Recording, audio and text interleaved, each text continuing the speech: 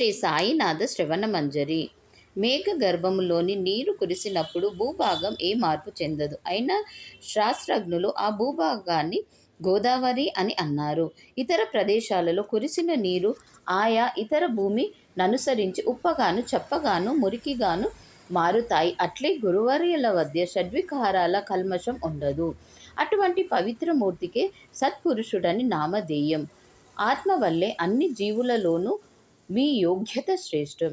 జగత్ సృష్టి మొదలు గోదావరి పుట్టి పుష్కలమైన నీరుతో పారుతుంది. పూర్తిగా ఇంతవరకు ఎండిపోలేదు.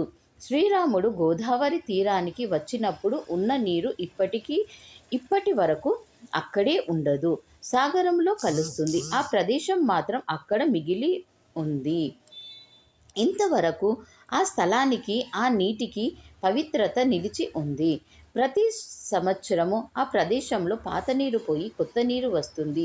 ఇది సృష్టి ధర్మం. సత్పురుషులు గోదావరిలా పారే నీరైతే ఆ నీటిపై లేచే అలలు మహాత్ములు.